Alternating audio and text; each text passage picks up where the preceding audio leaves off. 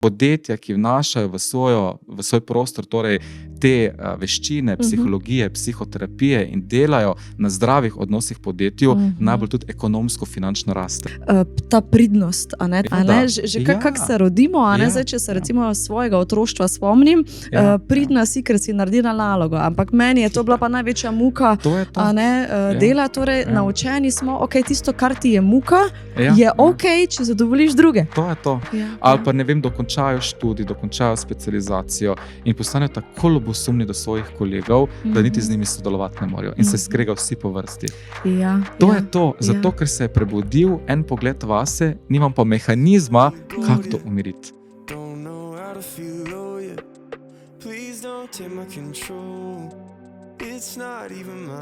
Dobrodošli v oddaji Preprosto o odnosih. Danes je z mano zakonski in družinski terapevt Drago Švajger, ki je v bistvu tudi doktorski kandidat in predavatelj za podjetja, torej v okviru svojega centra Oglašeni odnosi, predava za različna podjetja, vodi tudi kakšne delavnice za podjetja, predvsem pa se v svoji terapevtski praksi usmerja na področje osebnostne rasti, avtentičnosti, skrbi kot posameznik sam zase, torej kako lahko posameznik skrbi sam zase, kaj lahko največ naredimo sami zase in tako naprej. Tako da, Drago, lepo dobrodošel pri meni. Ja, hvala lepa za povabilo. Sem vesel, da sem tukaj in da sodelujeva. Super, hvala. Torej sem omenila osebnostna rast, ne? Zdaj jaz recimo se in v svoji terapevtski praksi in recimo tako osebnostno, ne vem, med prijateljskimi krogi, večkrat srečam z terminom osebnostna rast. Naprimer, ne vem, mi reče prijateljica, jaz pa že ful dolgo delam na sebi, a ne? Zelo veliko sem naredila na sebi, zelo delam na svoji osebnostni rasti, če ne bi delala, ne bi bila taka, kot sem. Pa dajva v bistvu reči, kaj to sploh je, kaj to pomeni osebnostna rast oziroma kaj to pomeni delati na sebi?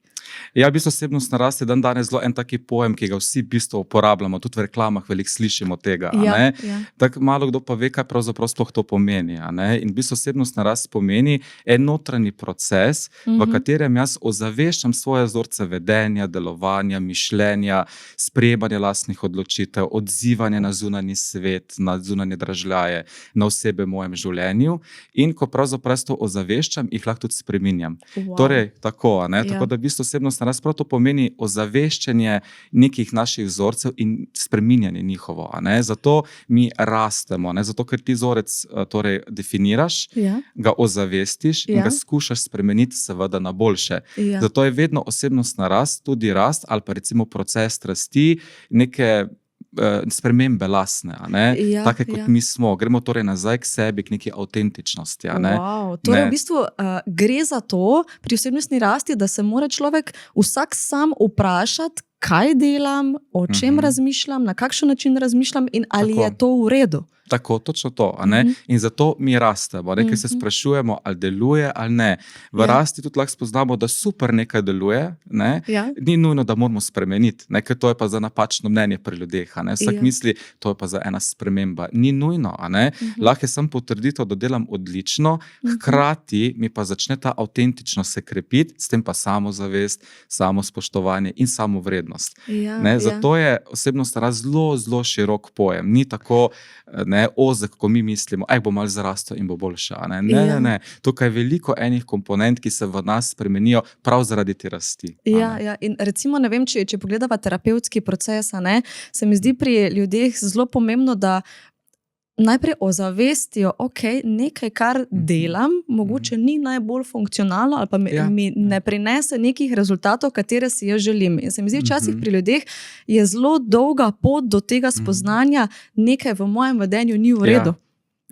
Ker smo, ljudje smo taki, jaz kar delam v redu, in imamo neko tako prepričanje, neko tako držo, ne rabim se spreminjati, jaz sem taki, kot sem, naj se drugi meni prilagodijo.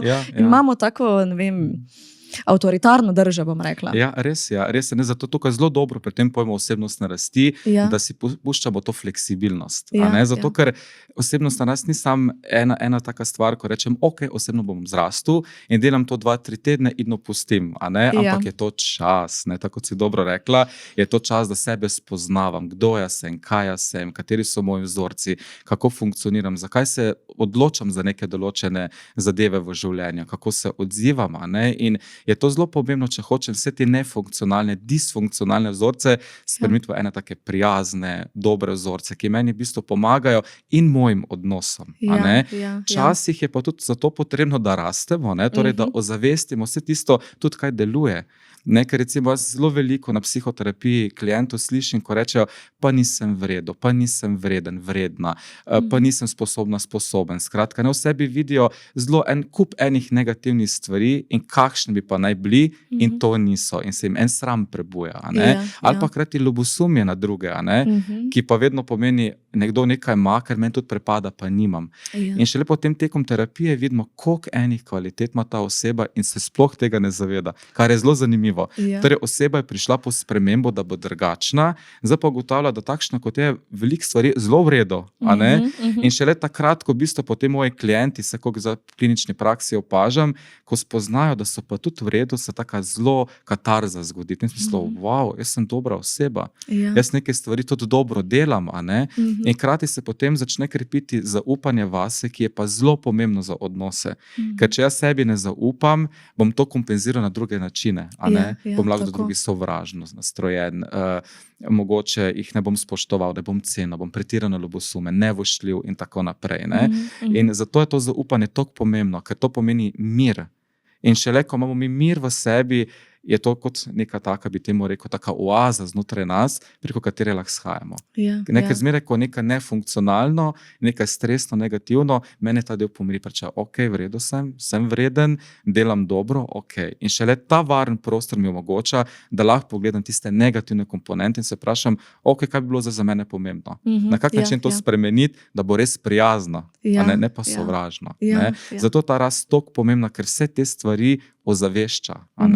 In ti ne daje občutka s tabo nekaj narobe, ampak ti da občutek, ok, ta del tebi ni v redu, ali pa mogoče dobro, da ga spremeniš ali pa utrdiš in iz tega lahko potem res sledijo neke nove odločitve, neka najboljša verzija sebe pravijo, da postajamo preko te rasti. Tako.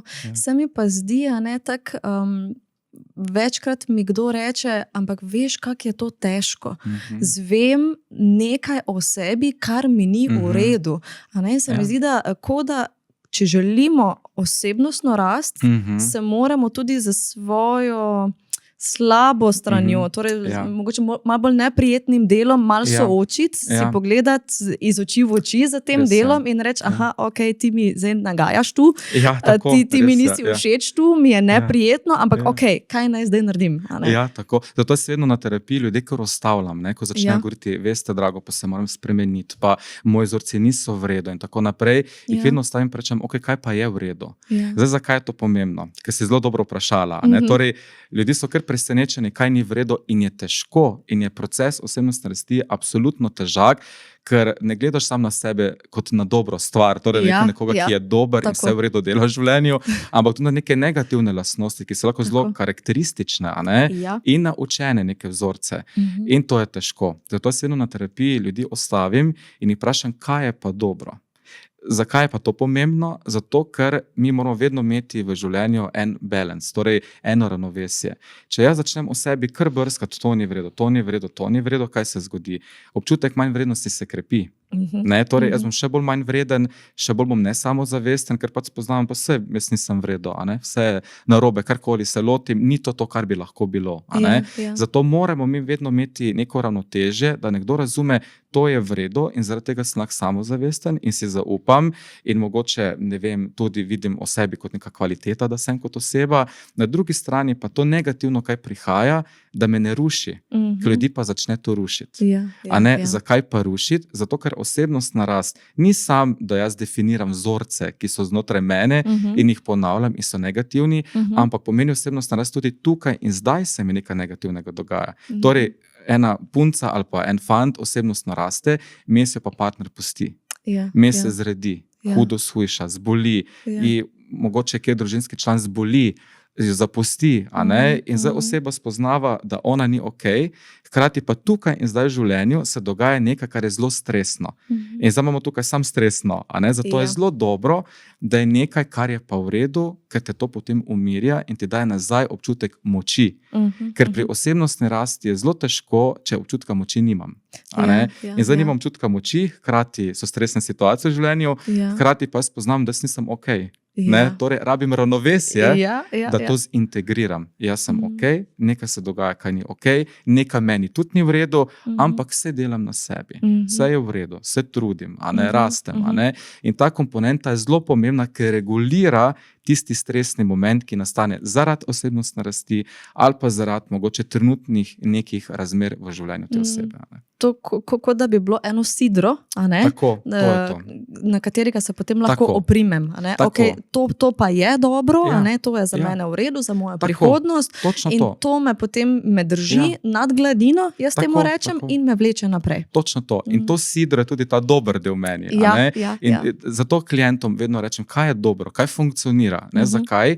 Ker ko oseba prepozna, da nekaj ni v redu, da je tudi ona mogoče storila napako, na terapiji mi veliko ljudi reče, koliko napak dela. Je mogoče res v službi hudo stvar naredil, ki je zelo napaka, prevaral svojega partnerja, mogoče x stvari, ne bom sploh našteval, ampak veliko je lahko tega. Torej so pretirano ljubosumni, preveč obrekuje in tako naprej. In ko jih jaz vprašam, kaj bi ta dober del vas pa naredi v tem primeru, človek dobi odgovor. Ker veliko ljudi misli ali pa mogoče pričakuje od drugih, da poda kar neke rešitve. Tudi k nam, ko pride na terapijo, se boš se po mojem z mano strinjala, reče, no povejte, kaj ne naredim. Tako. In jaz vedno rečem, če bi imela čarobno palčko tule zadnji za fotelom, bi mahala 100 na uro, pa bi naredila, da je dobro. Ampak noben mu to ne koristi. Ne, točno to. Zato vsaj v moji praksi to opažam, ko vprašam moje kliente, kaj bi ta del vas, ki je v redu, ki je kvaliteten, ki zna super to narediti, recimo, se lahko malo ponosni na to, ali pa precej, kaj bi ta dober del naredil? In reče, pismo, ta dober del bi pa naredil to, in tako dobi rešitev. Mislim, takoj, zdaj sem se rekel takoj, časih tudi rabimo več ur za to, časih takoj, ampak izhaja res iz njih, kaj narediti, in to daje osebnostna rast. Torej, to avtentičnost, pristnost, da, tako kot si dobro vprašala, je stresna osebnostna rast, kaj narediti za tem trenutku, vprašati te dele, ki pa so v redu, kaj bi naredili. Kar zanemarjamo jih, Kar zanemarjamo, In tako kot si dobro opisal, kot da imamo dober in mogoče malo manj funkcionalen del, ki hkrati delujeta. Ampak ko se nam, tako kot si omenil, ko se nam nekaj stresnega dogaja, potem rečemo, joj, vse je slabo. Vse je slabo okoli nas, ampak tisti dober del pa kar spi, pa čaka, da se bodo spomnil na njega, da bodo se malo prebudil, da se potegnemo ven. To je to. In težava tega je ta, recimo Slovenci smo fenomen v tem, čeprav povsod v svetu bomo to slišali, kaj bom zdaj povedal. In Slovenija je problem, da smo skozi pridni. Torej nas vzgajajo, moraš biti priden. Kaj pridnost pomeni? Pomeni, ti ubogaš, izvršuješ naloge, kaj drugi pač pričakuje od tebe in jih tudi udejaniš. In kaj je tukaj narobe? Noben pa ne vpraša, kaj si pa ti želiš, kakva pa tvoja pot. Torej vsak ti reče, priden si in zdaj si nagrajen, noben pa iz tebe ne dela najboljše verzije tebe.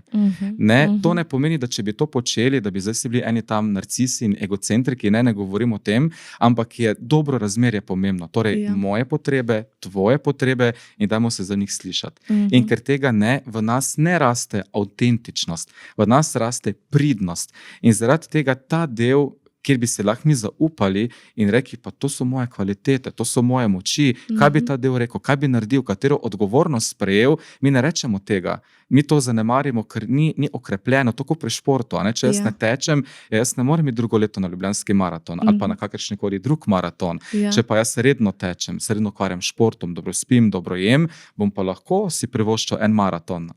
In enako vsebnostni rasti, jaz si ne morem privoščiti, da pokukam vase in svojega dela sprejemam neke ideje in tako naprej, če ta del ni okrepljen. Okrepljen je pa del, kjer je samo priden in samo ugaja.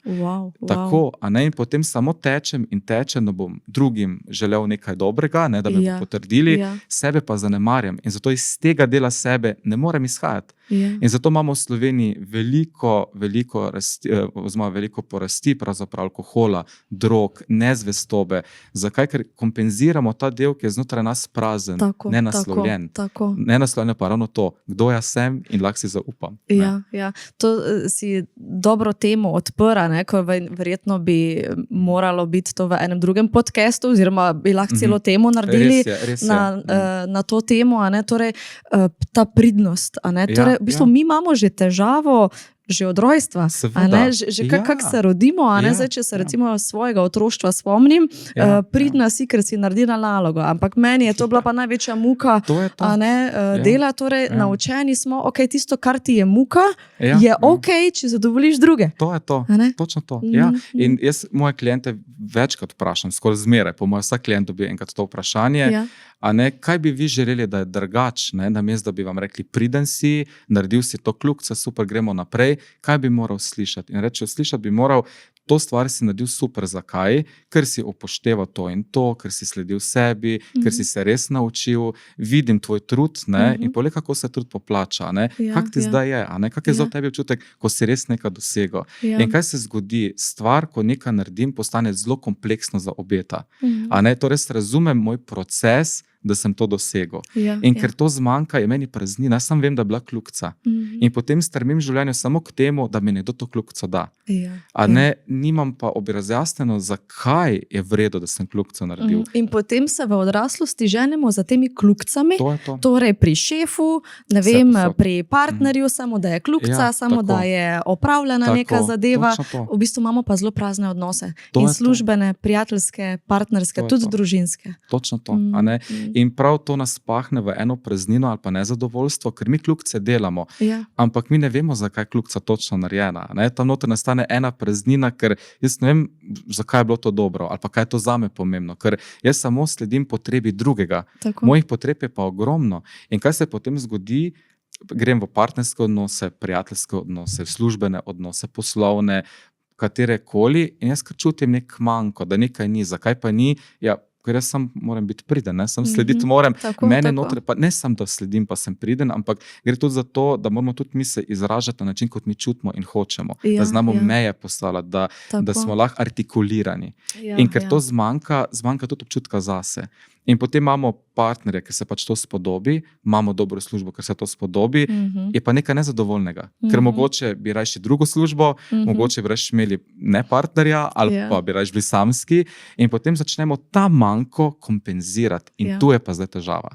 Kompenziramo pa na različne načine. Lahko smo nezvesti, lahko se zatečemo alkohol, lahko se zatečemo, ne vem, v neki adrenalinski način življenja in tako naprej.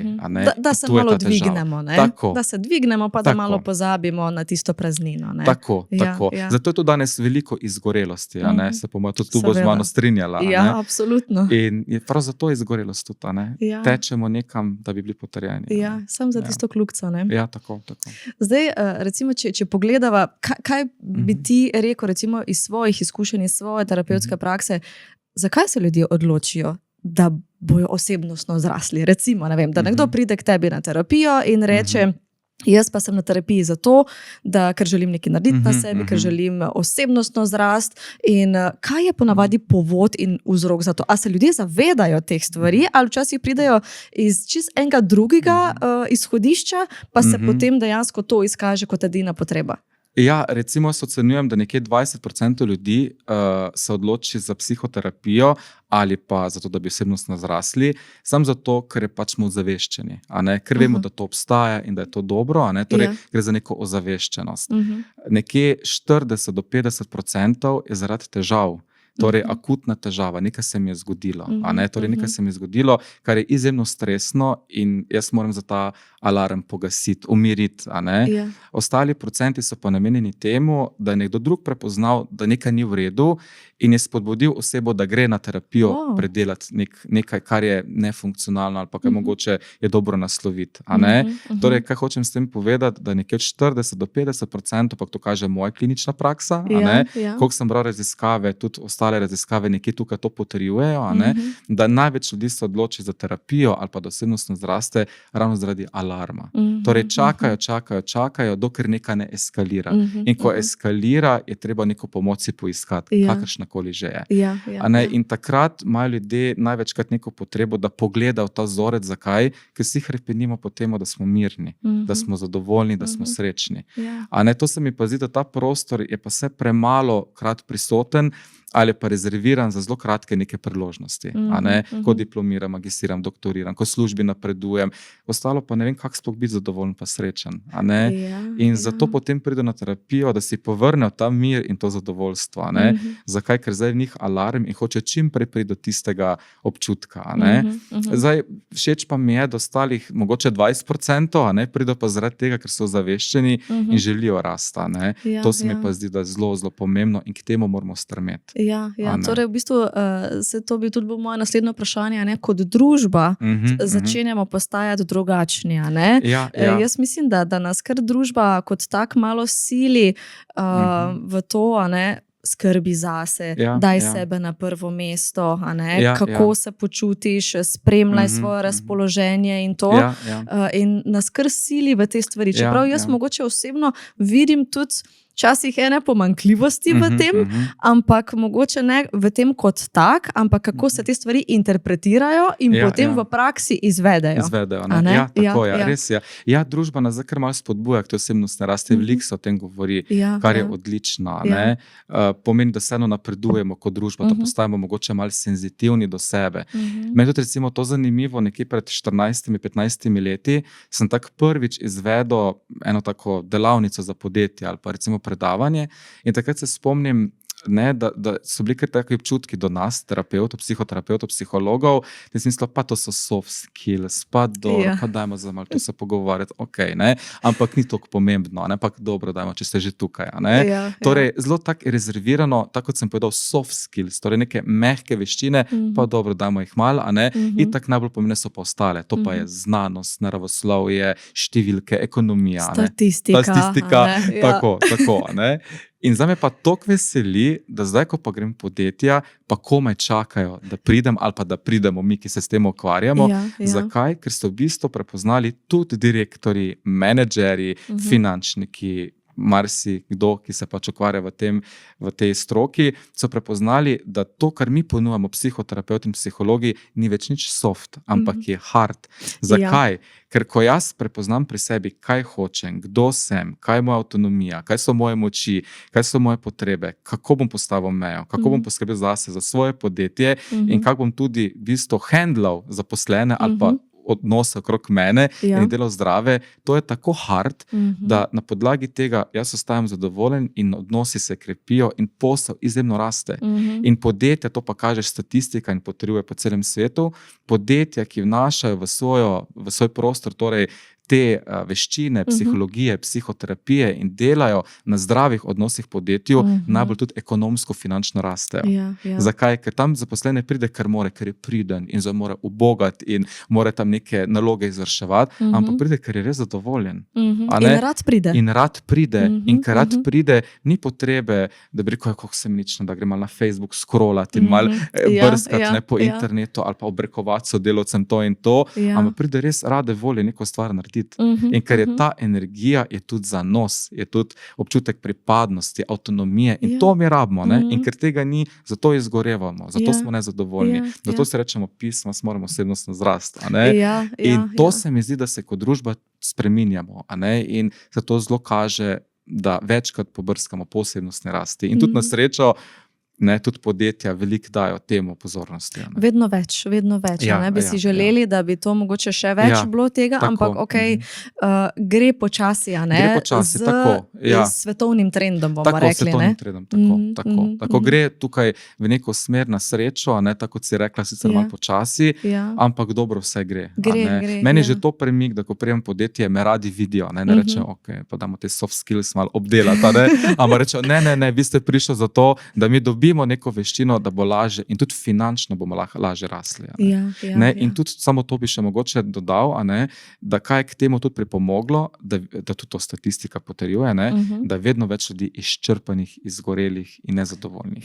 Porast depresije, anksioznosti, paničnih napadov. In to je tako silovito znotraj nas, da to težko shendlamo. Telo nam odpove pri izgorelosti, vse vemo. Ko pridemo do tretje adrenalne faze, nam res dejansko telo odpove. In zdaj tudi to mojim klientom ali podjetju velikokrat rečem, pa se vi lahko nefunkcionalno živite. Tudi za avtom po avtocesti se da komot tretji peljati, ampak kako dolgo. In avto si bo to zapomnil, bo rekel, dan se pa sončen dan, da mu se lepo regenerirati, vso mašinerijo. In naše telo enako naredi. Mogoče tega zdaj ne čutim, tudi čez pol leta ne bom.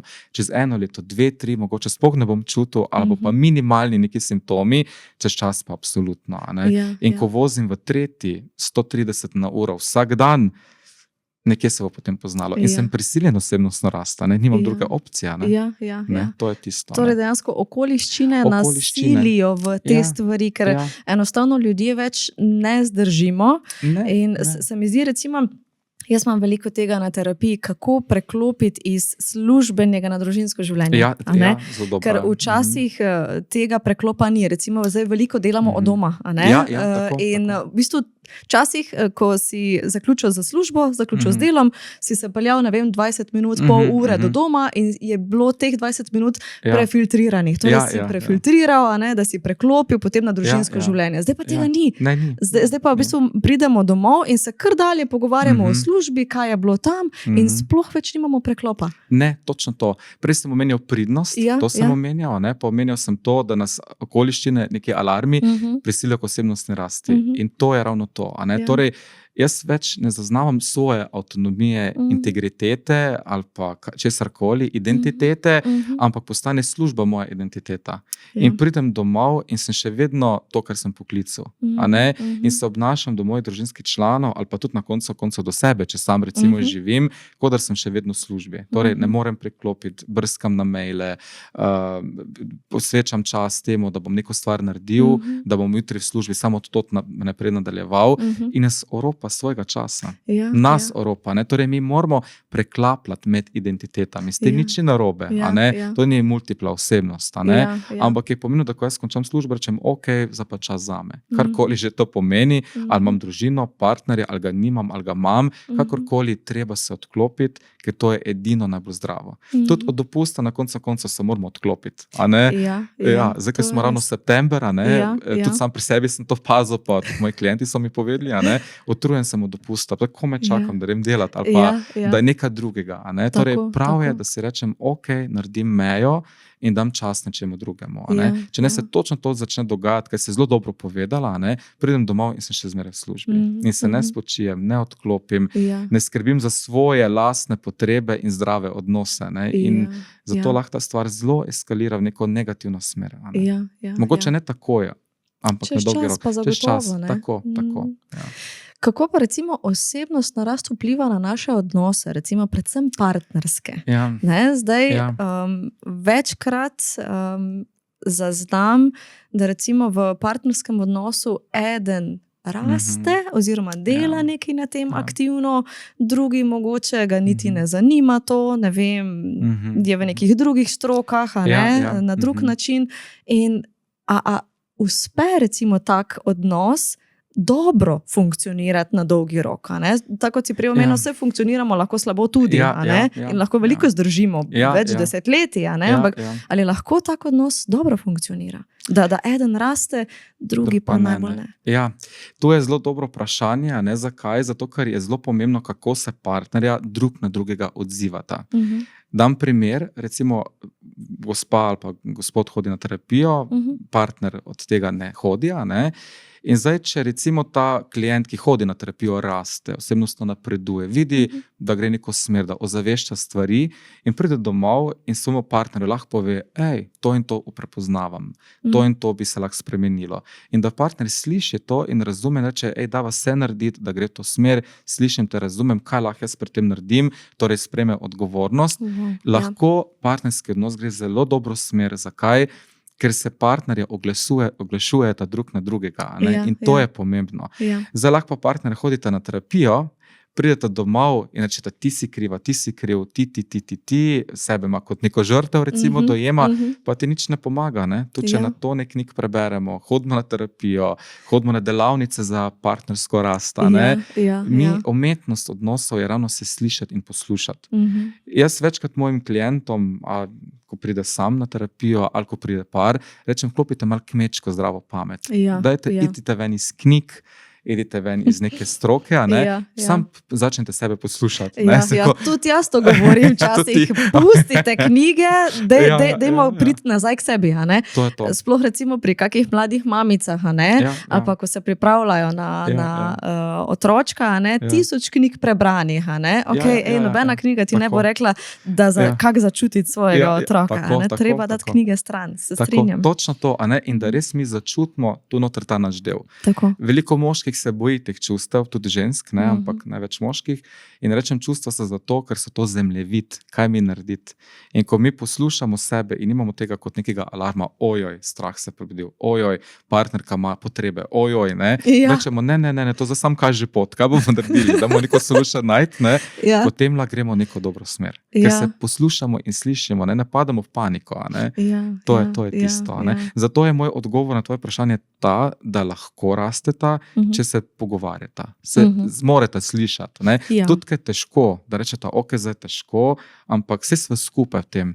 En par mi je zelo luštno rekel pred 2 leti na terapiji in to si bom za zmeraj zapomnil. Sta že šla v smer, da je boljše in potem sem vprašal, kaj je pa boljše, in potem ta gospa reče, veste, kaj je boljše, spoznala sva, da tukaj je težava, midva smo pa tukaj in sva največja moč. In midva gremo zdaj skupaj proti tej težavi. In mi je bilo tudi simbolična vrednost, ko to naredila, sem rekel, torej neka moč je, ki gre proti tem izzivu. Torej, midva smo večja od tega izziva. In to moramo spoznati, da mi imamo power, mi imamo moč, nima izziv moč nad nami. In potem pa lahko zelo raste, če to prepoznava. Ne more pa rasti, če se ne sliši, ne posluša, da so skozi obrambni mehanizmi, skozi ti si kriva, on je kriv, tiste krivo, bo težko rastom. Pardon, da sem te prekinila, ampak to si res tako fantastično povedal, za to prispodobo, ker veliko je tega, problemi, ne vem, zaradi tega problema bova midva šla na razen, recimo. In kako bi bilo ne iti na kolena pred tem problemom, ampak reči, kaj midva lahko narediva za to, ali lahko midva to prestopiva, lahko vsaj poskusiva, ni nujno, da pač gresta čez, ker problemi so različni, lahko imamo tudi tukaj nasilje, lahko imamo tudi afere, te stvari, ampak lahko vsaj poskusiva, si dava priložnost se povezati in iti čez ta problem. Tako, točno to. In tukaj greva spet na začetek najnega pogovora, ko smo omenjali o pridnosti, avtentičnosti, o zaupanju vase, če par to reče, nekaj mava, kjer je najna moč, neka najna avtonomija skupna, ki si lahko midva zaupava, lahko iz te moči izhajaš. Če pa je to porušeno, pa poglej, koliko se to prenese partnerski odnos. Če jaz nimam tega okrepljenega v sebi, bo tudi v partnerstvu to zelo šibka točka. In potem ne izhajam iz te moči ali pa zaupanja, ampak izhajam iz strahu. Strahu pa ohromi. Zakaj? Zato, ker se v bistvu možgani se center vklopi za beg ali boj in zelo preživetveno takrat delujemo. Sam da preživim, sam da ne. Torej, tu pa več nima nič s močijo povezano, pa zaupanjem. Da čim manj posledic. Čim manj, točno to, sam da zbežim. Jaz tudi mojim klientom rečem, če bi zdaj prišli ven iz pisarne, in zagledate tigra in teče za vami. Vi takrat ne boste razmišljali, kaj se na terapiji pogovarja, krasno, zdaj bom pa to vpletla življenje. Ne, to sem bežala, sam da preživim. In to je v partnerskem odnosu, da preživim. Samo da preživim. To je to. Daleč smo prišli, v resnici. Res je. Zato je zelo dobro to zavestiti, pri čem bežim, kako bežim, koliko si zaupam, kje si pa lahko zaupam. Včasih so minimalne stvari, ki si lahko zaupamo, ampak so pa. Kaj pa recimo, enkrat mi je ena znanka rekla, pred leti, pa se mi zdi, da pa še v to najno temo danes, bila je samska, takrat ni imela partnerja in je rekla, veš, jaz pa bom zdaj začela delati na sebi, Aha. da ko bom jaz v partnerskem odnosu, da bom jaz boljša partnerka. Torej, zdaj ona, ko je samska, bi delala na sebi, torej osebnostno rasla na področju partnerstva, da bo, ko se partnerski odnos zgodi, ona boljša partnerka. Zdaj pa, daj mi ti povej, to funkcionira ali to ne funkcionira? Ali se lahko mi začnemo učiti partnerskega odnosa tudi, ko smo sami, ali je v bistvu najbolj pomembno takrat, ko smo že enkrat v partnerskem odnosu, da se takrat začnemo učiti? To je zelo pomembno, da tudi pred tem se pripravljamo, tako da dam prav, prijateljci, mislim tvoji, ne vaši, tvoji, dam zelo prav, je pa res, da se lahko pa zelo pasti neke osebne rasti. In ta past je ta, da začnemo vse idealizirati. Vse mora biti idealno, vse mora biti popolno. To je prva stvar, kjer je past, vse mora biti odlično, torej začnemo idealizirati odnose, idealizirati neke naše potrebe, pogled, kako mi vidimo neko stvar. Druga stvar, ki se pa zgodi, pa je ta, da osebnostna rast lahko zelo pripelje do tega, da se meni obrambni mehanizmi, obrambne strategije še bolj krepijo. Ker vidim, to bi lahko bilo, pa ni bilo. En je bolj srečen, jaz pa nisem tok. Nekdo je tok uspel, jaz pa nisem. In zdaj, kaj mi s tem naredimo, ko pridemo v odnose, pa druga stvar. In lahko postanemo zelo nastrojeni. In potem bo nekdo, ki je osebnostno čudovito rastel, prišel partnerski odnos in bo take obrambne strategije, taki obrambni mehanizmi, da namesto, da bi mejo postavili normalno človeško, bomo šli z mitraljezom jo postavljati. To več kot mojim klientom rečem. Ne zamte mitraljeza, zamte nekaj bolj prijaznega. In tu je pa Frača, mogoče. Tako, točno to. Torej, naredimo overreacting. Pretirano se zburimo, pretirano odreagiramo, pretirano dojemamo neke stvari, ki se v odnosu dogajajo. Zato je tako zelo dobra popotnica rast, pa priprava, absolutno, ampak biti na realnih tleh. To ni nič idealiziranega, ampak osebnostna rast je to, da jaz vem, kaj jaz hočem in kaj jaz nočem. In tudi, ko nočem, kako se, in se to zgodi v partnerskem odnosu, v tem novem, kako odreagirati. Da ni tako alarma, ampak da čem, da bomo dati prostor, da bomo se malo pogovoriti, da bomo malo razmisliti, kaj za to za naju pomeni. Ker večkrat mi tudi reče, da smo si preveč različna, ne da bi bila skupaj. In potem čez čas ugotovimo, da je to super, da ste različna. Ker en partner, recimo, je zelo senzitiven, zelo sočuten, zelo čustven, drug pa izjemno razumski. Ampak, če ta, ki je čustven, regulira tega, ki je, recimo, zelo razumski, pa obratno, ko bo ta druga oseba pretirano čustveno zburjena in bo znala lepo umiriti z nekim razumom partner tega drugega, je to super komponenta. To je tisto. Zato je to ravno pomembno, da ne idealiziramo, da se vprašamo, kaj rabimo, takrat, ko ne gre se po načrtu. Torej bi rekel, da se nasprotja privlači oziroma da si ustrezajo? Zelo. Včasih so lahko podobnosti prej ubijalec odnosa, kot pa neke različnosti. Zato, ker spet smo pri temu, idealna podoba. Nam je, torej filme imamo vsi radi in jih pač obožujemo in jih radi gledamo. Tudi veliko sprememb so prinesli naša življenja, ampak ima to negativno lastnost, da smo začeli idealizirati svet. In zdaj, kaj filmi prikazujejo? Koliko sva si enaka, ti meni bereš misli. In kaj se zdaj dogaja? Čist praksi, ne moj, od vseh pa moje psihologoterapeutov, kaj ugotavljamo, vsi imamo potrebo ali pa imajo potrebo, beri mi misli. Ne moramo brati misli. Ne mislim mi kot terapeuti, v partnerskem odnosu ali pa prijateljskem ali pa službi, imamo kar pričakovanje, beri mi misli. So v filmu tudi lepo prikazano, koliko je ta kar ugotovil, kaj ta oseba rabi in je bilo idealno. Ne moramo brati misli. Mi lahko zaznamo neko čustveno komponento, neko žalost na obrazu nekoga ali pa jezo ali pa skrb, karkoli že. Ne vemo pa, kaj to pomeni. Zato je zelo pomembno, da znamo artikulirati, da znamo ubesediti in to je nujno v partnerskem odnosu. In če sta si ena, dva zelo različna ali pa zelo podobna, pa greta v to smer, da artikulirata, ubesedita, govorita o potrebah, kaj je prav, kaj ne, da več skupaj skozi izzive. Potem bo se lahko hitro prišla do tega, a je to ta odnos, ki ga imata v redu, lahko gresta naprej ali pa ga končata. Tako da moj odgovor bi bil, da ni nujno, da se nasprotja privlačijo ali oddaljujejo. Moramo videti, kaj to za nas pomeni. Zdaj, ko si ravno omenil filme, meni je toliko fascinantno, jaz to večkrat recimo rečem tudi parom na terapiji.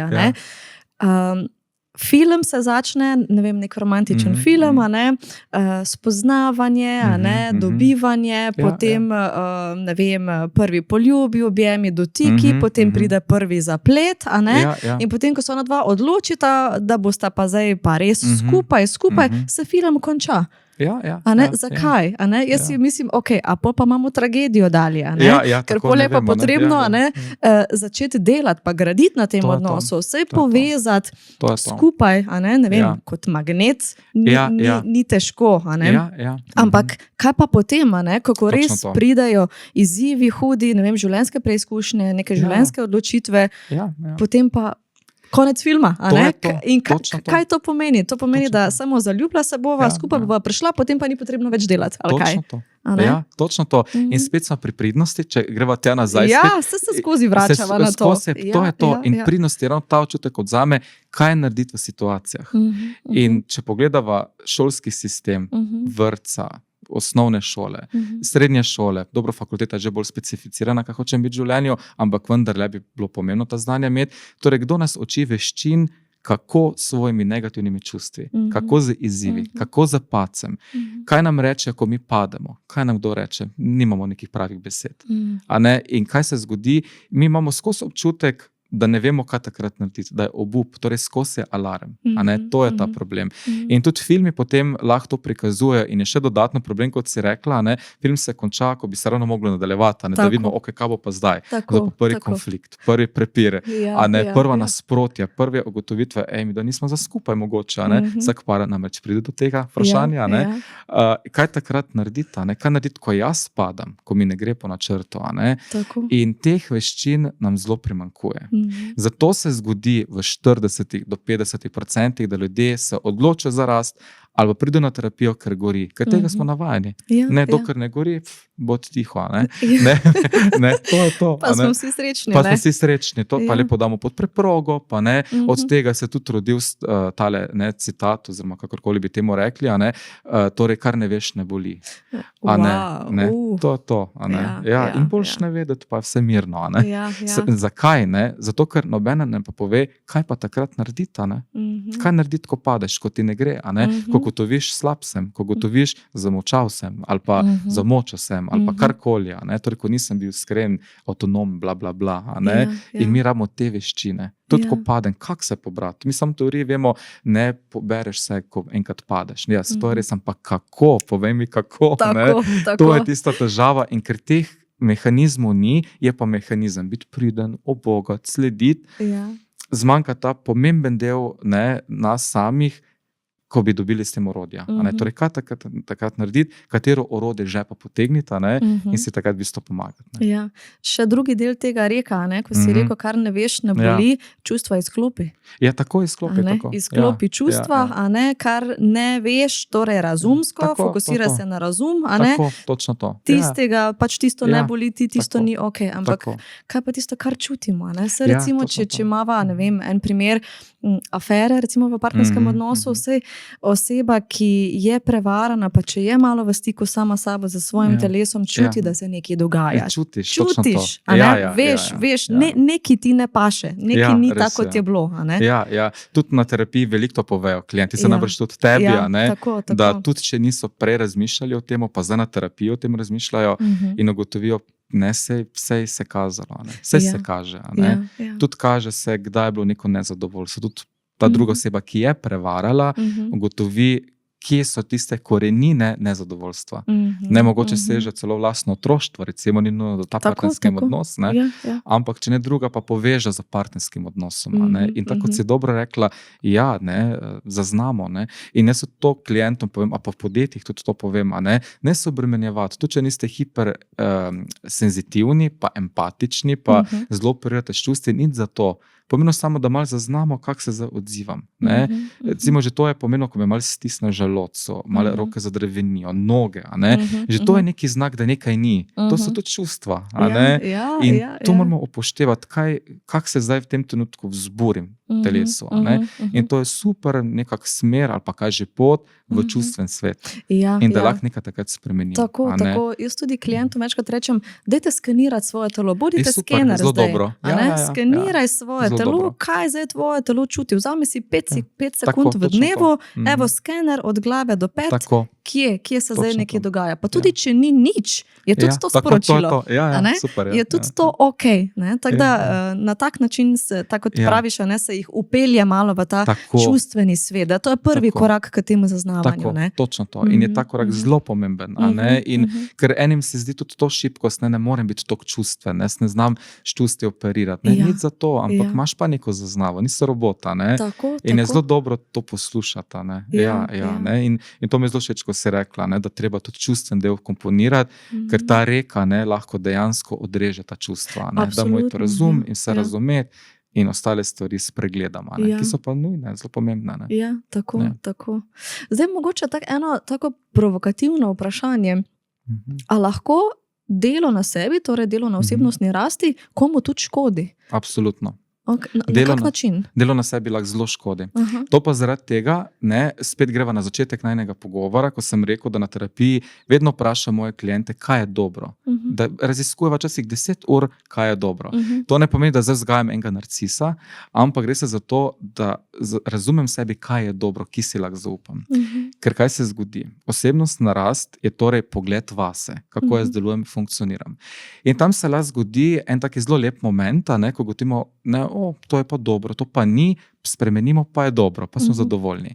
Lahko se pa zgodi, da ugotovimo, kakšna krivica nam je storjena, nam je bila v otroštvu, ali nam je še zdaj v tem trenutku, recimo, ker ugotovimo, da nisem toliko nadarjen, kot so drugi. Recimo, ene za glasbo vrhunske, ene za šport, ene za ekonomijo, ene za, psihologijo, nekdo je za vzgojo, karkoli, skratka. Pa vidim, jaz pa to nisem, to pa zdaj ni v redu. Potem ugotovimo, da nekdo ima ful prednosti, ima bogato družino, situirano, nekdo ima revno, karkoli, skratka, ugotovimo, da nekaj ni, bi pa lahko bilo. In kaj se takrat zgodi, da se nam začnejo prebujati obrambni mehanizmi. In je zelo dobro, da mi razvijamo funkcionalne obrambne mehanizme. Zakaj? Ker če ne, potem se razvijajo disfunkcionalni obrambni mehanizmi. Torej, mi zamenjamo en mehanizem, ki smo ga ozavestili in ne funkcionira, smo ga ozavestili in smo ga zapremo v drugega. In postanemo ljubosumni, nevoščljivi, neprivoščljivi in tako naprej in lahko zelo škodimo našim odnosom. In postanemo, tako kot sem prej rekel, vzamemo roke mitraljez in začnemo streljati. Zakaj? Ker se branimo, ker smo, torej osebnostna rast pripelje do tega, da smo lahko še bolj frustrirani, da lahko smo še bolj jezni, še bolj občutek manj vrednosti. Zakaj? Ker prej nismo vedeli, zakaj smo nezadovoljni. Zdaj pa vemo. Otroštvo ni bilo to. Moja izobrazba ni taka, kot sem si želela. Službi ne toliko napredujem, kot bi lahko, partnerski odnos, ali pa sem celo samska, pa bi želel partnerje, recimo. Torej, vidimo tudi manjke in dobi ta manjko večjo razsežnost, kar mene lahko zelo pahne, še večji občutek nemoči, ker se rečem, pa se imam potrditev, vse jaz nisem vredna ljubezni, vse jaz nisem ok oseba, tu je pa za težava. Zato veliko ljudi poročam, ki osebnostno raste, ki gre tudi samo mogoče študirati psihoterapijo, recimo, ugotovi, da kar ene stvari se tudi negativno stvar razvijajo, ali pa ne vem, dokončajo študij, dokončajo specializacijo in postanejo tako ljubosumni do svojih kolegov, da niti z njimi sodelovati ne morejo in se skregajo vsi po vrsti.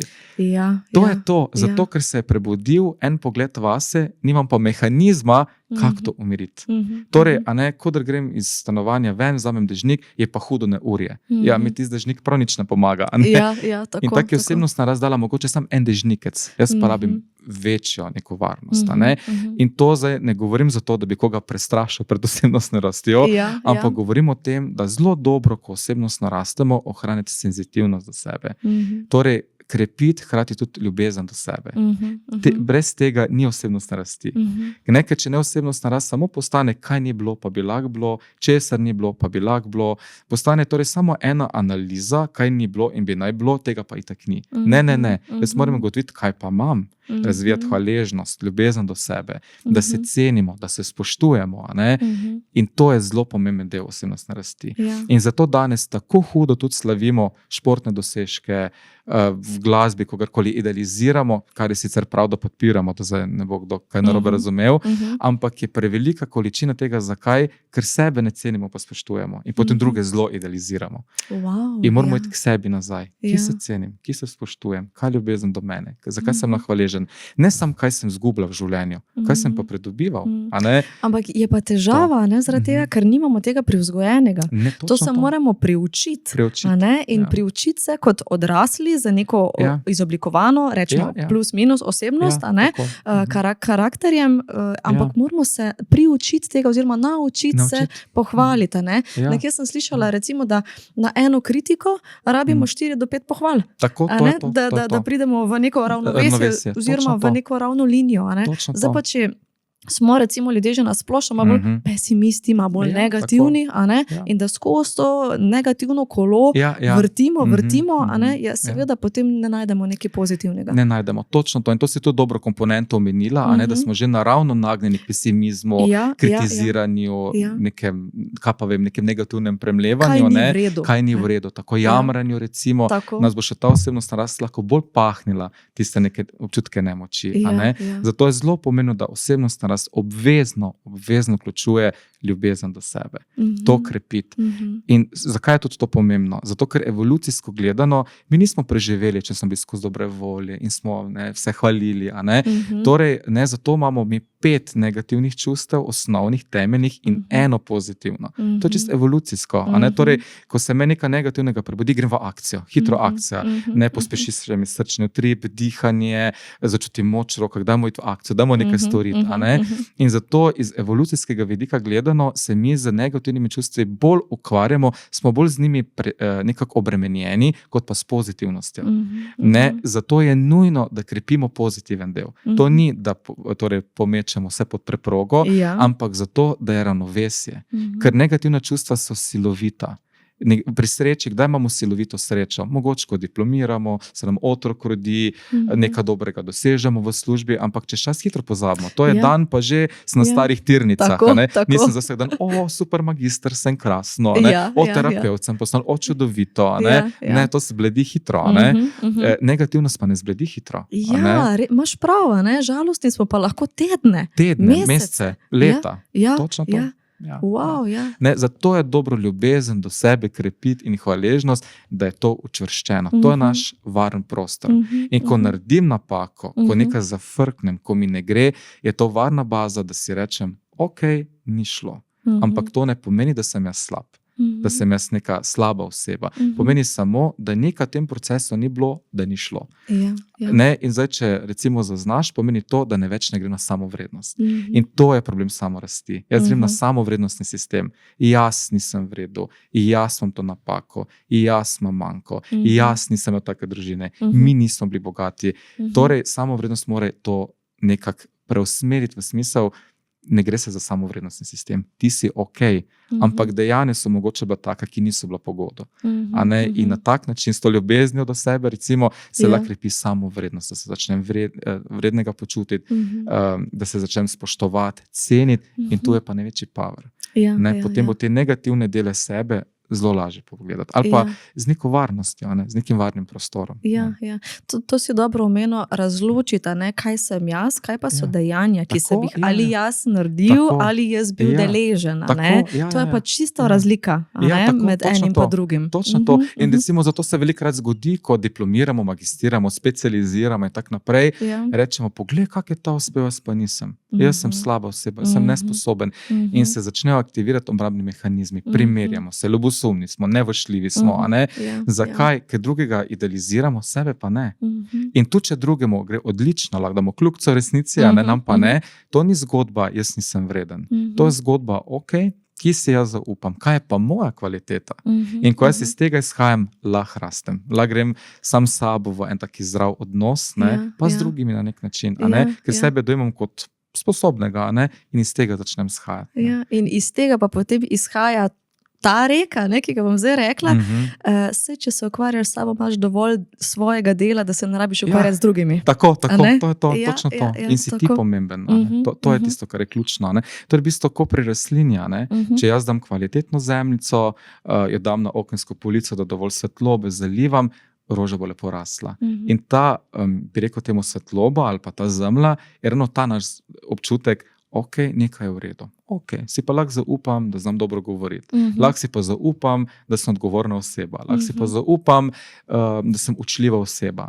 In to postane naša baza. In iz tega mi potem gremo kreirati neke poslovne odnose, poslovno kariero, druge odnose, skratka. Ki izhajamo iz tega, kar je pa ok, kar pa funkcionira. In ta osebnostna rast je lahko zelo zdrava.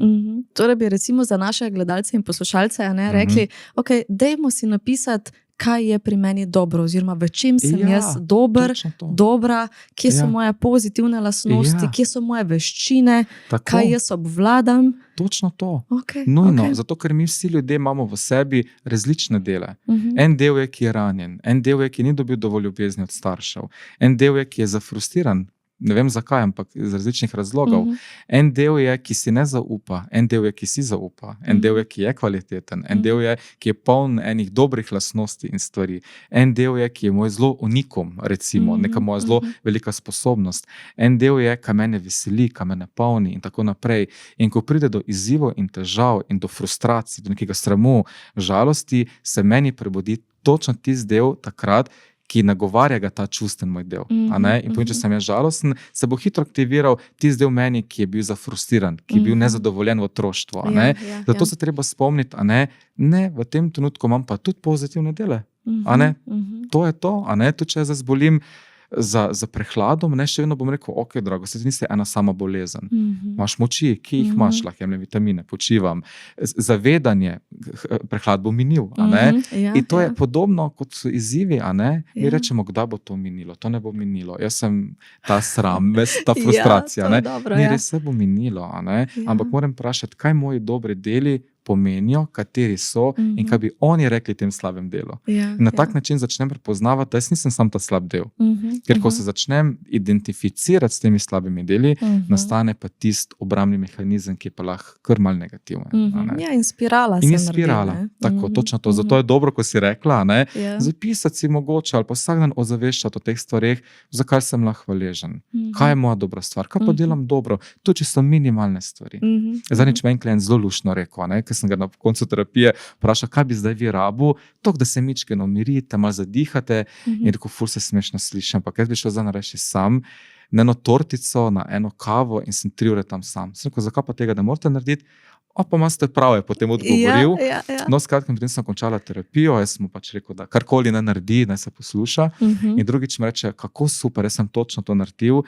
In ena tortica, ena kavica, sicer ni bil 3 ure, bil 1 uro, ampak je dala nazaj tisto čutek, ok, lahko se pomirim, vse je v redu, malo sem bil sam sabo, krasno. In greš čist drugačne, opremljen v odnose, ker si imel vse 1 uro zase. Če tega ne bi bilo, bi šel sem stresom odnose. Meni je zanimivo, recimo, ko mi klienti, ki kadijo, rečejo, a veste, da to je mojih 5 minut. Ja, seveda. Da zadiham. Pa ok, ne bomo zdaj rekli, da spodbujamo kajenje in te zasvojitvene zadeve, ampak predihaš se in si sam sabo takrat. Točno to. To je to. In zato nas lahko oziroma te zadeve ravno to naučijo, mi rabimo teh 5 minut. Ne za kajenje, ne da nam pomote, rabimo, da se vprašamo, kaj pa rabim. Tako. In časih je dovolj, da grem sam na WC, malo sem tam 10-5 minut, malo se umirim, malo prediham, časih je dovolj, da malo telo sprostim, časih je dovolj, da grem na sprehod, karkoli, ampak da ima vsak teh 5 minut. Tudi nekdo, ki ne kadi, lahko gre iz pisarne ven, se malo sprehoditi in en krog narediti okrog stavbe in je boljš to, kot pa da si skozi računalnikom, pa skozi pod stresom. In te male take odklope mi potrebujemo. Absolutno. Zdaj, ko smo pa že mogoče malo pri koncu, potem takem je osebnostna rast celoživljenjski projekt, ali kako, a se kdaj konča? Bom tako mogoče zastavila vprašanje. A lahko nekdo reče, jaz sem pa zdaj osebnostno zrastel, zdaj pa jaz ne rabim več tega procesa, jaz sem zaključil in tak sem, kot sem, ali je to, tako sem prej rekla, doživljenjski proces? Ja, na osebnostno rast zelo dojemamo kot zelo črno-beli scenarij. Ja. Torej, zadelam na sebi in za vse energije v to, kot da gremo na maraton, evo, za pa 42 km. Ne, osebnostna rast ima različne intenzitete. Okay. Eno je zavedanje, učim se iz napak, dajmo razmišljati, kdo jaz sem, katere odločitve sprejemam, čisto tako malo, da sem pozoren, da sem senzitiven na to. Drugi vidik osebnostne rasti je intenziven, ko intenzivno se sprašujem o sebi in odnosih. Takrat bom bral veliko knjig, bom šel mogoče tudi na terapijo, na kakšno izobraževanje, delavnice za osebnostno rast in tako naprej. Tretji del osebnostne rasti je pa še bolj intenziven, to pa takrat, ko res nek alarm v življenju, ko se nam nekaj pripeti. Zato lahko odgovorim, da osebnostna rast je dolgoročni proces, do konca življenja, če si to seveda želimo, ne rabimo pa več s tako intenzivnostjo. Torej, ta intenziven del osebnostne rasti se konča takrat, ko jaz lahko rečem, srečen sem, vredo je. Torej, ko lahko rečem, da je nekje 70 do 80% stvari v življenju takih, da sem miren, da sem zadovoljen, da odnosi nekaj grejo z minusi, plusi, v službi tudi. 30% so pa tisti neljubi izzivi, ko tak nikdar ne vemo, kaj bo, pojma nimamo. In ko je ta neka taka schema, bi temu rekel, tako razmerje, lahko rečemo, v redu, srečen sem. Takrat niti ni potrebe, da bi šel zelo intenzivno se poglabljati. In to meni pomeni, pod navednicami, nekako končanje te intenzivne osebnostne rasti. To, da lahko rečem, ko sem sploh miren, zaplah grem tudi mogoče malo teč, ne sem brat, pa. Takrat lahko prekinemo ta intenziven del. Vedno pa imeti v zadju tako eno senzitivnost do sebe, eno radovednost, odprtost, to so zgled lahko otroci, oni so odprti, radovedni, neobremenjeni in to rabimo tudi mi. In potem lahko na zelo prijazen način pogledam vse svoje vzorce, ne da bi jih zavestno iskal, ampak sem senzitiven, zdaj se mi pogovarjava, senzitiven, kaj povem, kako se pogovarjava, dovolj povem, preveč govorim, premalo govorim, torej, da sem malo pozoren. Tako. Ja, ker včasih pa potem ljudje, ko so v tem intenzivnem procesu osebnostne rasti, recimo na terapiji, rečejo, pa jaz ne bom zdržal tega do konca življenja, jaz ne morem se skozi s tem ukvarjati, jaz ne morem in koliko je naporno, tako rečemo, brskati po sebi, kopati po sebi, ampak zelo dobro si ovrednoto, to je en del, to je eno obdobje, to je en moment, ni pa to skozi. Točno to, zato ker bi morali imeti tudi stvari v življenju, kjer ne rabimo biti analitični, kjer ne rabimo biti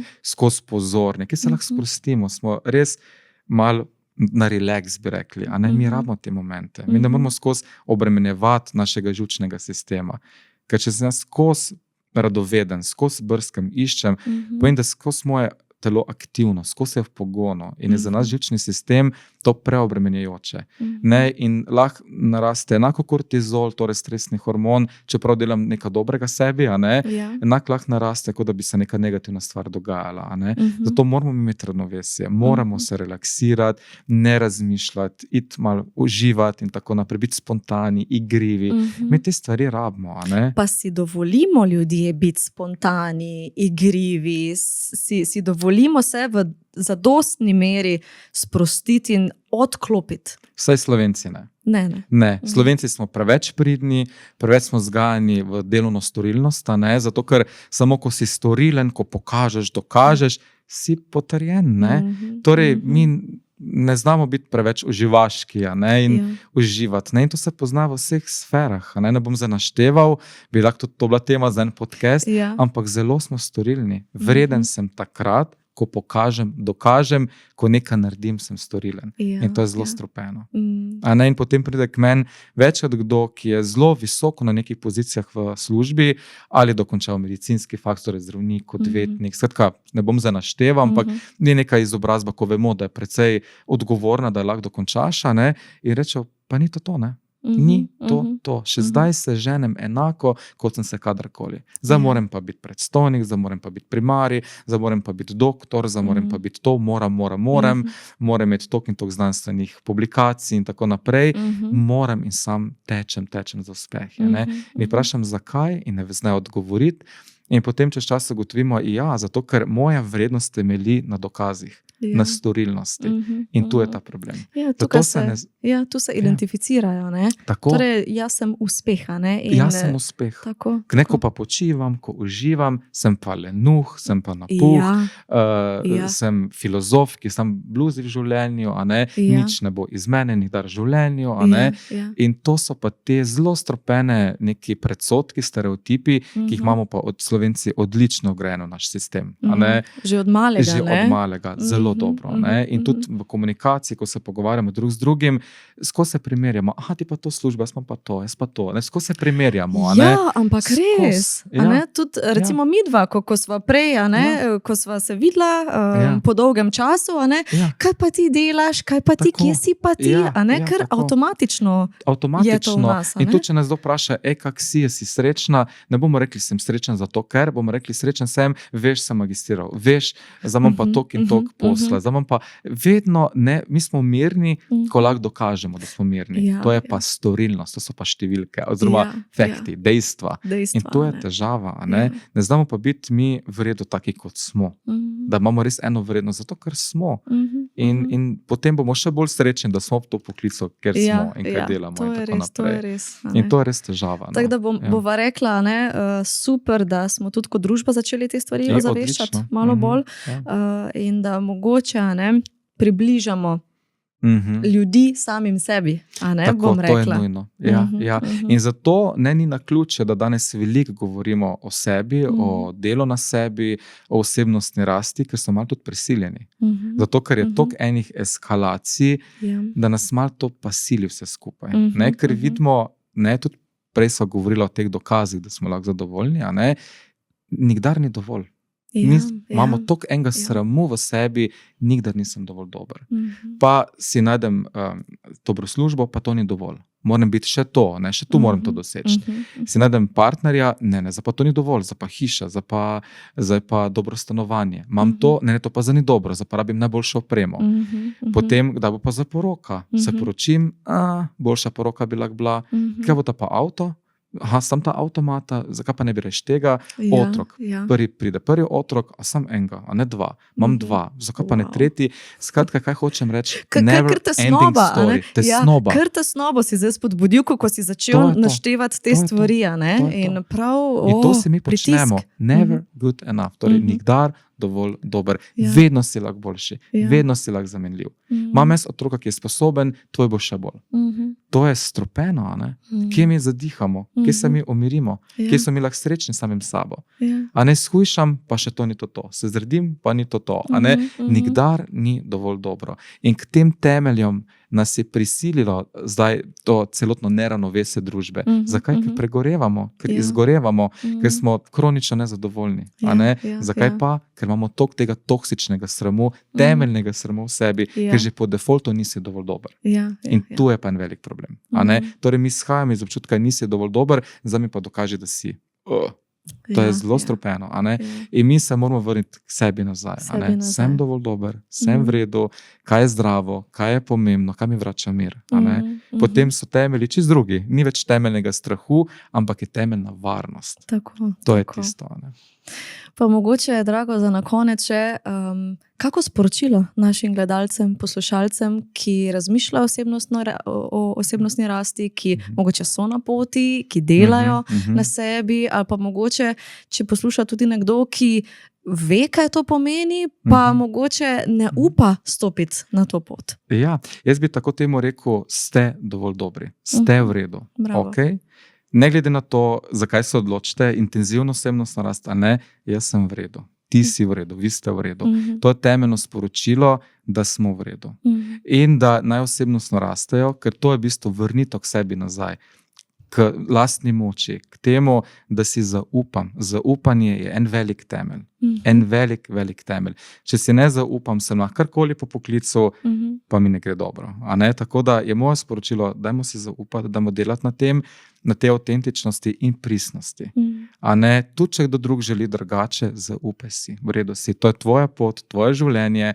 Jaz temu pravim, ko zapremo vrata našega stanovanja po delovniku, kakorkoli že, smo samo mi pomembni in tam srečamo sebe. In dajmo srečati eno osebo, ko se ima rada, ki se spoštuje, ki se ceni in ima rada in tako naprej. A ne? In ko začnemo ta del srečevati, se to da kar vse pore, naš cel sistem se aktivira in je malo lažje. Potem je tudi lažje, ko bo neki izziv, ko bo težava, ko nekaj naredimo narobe, ne bomo z mitraljezom streljali po sebi, poglej, se vem, ne, sem pa naredil napako, ampak bomo rekli, ok, tudi to je rast. Ni rasti brez napak. Ni rasti brez negativnih stvari v življenju. Rast ni vse je v redu, vse je fajn, dajmo se imeti super. Rast je tudi napaka in kaj z njo narediti. In te stvari so naši največji učitelji. Tako da eno tako malo daljše sporočilo za na konec. No. Super, ne bi mogel boljše povedati. Drago, najlepša hvala, da si se odzval vabilu, da si v ta podcast vnesel svoja razmišljanja, svoje izkušnje, svoje znanje, ki je bogato, ki je široko, imaš neizmerno veliko širine. In jaz sem vesela, da sem te lahko gostila tukaj, da sva se lahko pogovarjala o nama in zanimivih temah, iz najine stroke. In jaz verjamem, da si pri naših gledalcih in poslušalcih pustil zelo velik vtis, jih uspel nagovoriti in povedati, da smo vsi dobri in da smo vsi ok. Ja, najlepša hvala za te besede. No, sem zelo počaščen, si štejem čast in hvala za povabilo in taki super, odličen podcast. Veliko dobrih še naprej. Super, hvala. Vam, dragi gledalci, poslušalci, pa vam zaželim vse dobro na vaši osebnostni rasti. Zberite veliko poguma, bodite pogumni, da vstopite na to pot, verjetno vam ne bo žal, oziroma sem skoraj prepričana, da vam ne bo žal.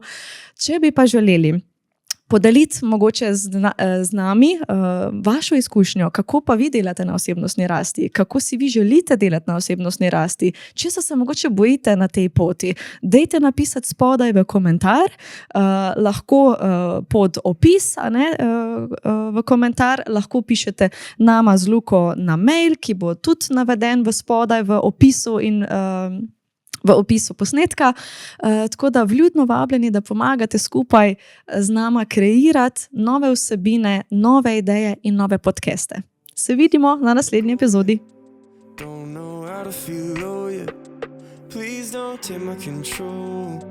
It's not even my own. For now I'm thinking about my father.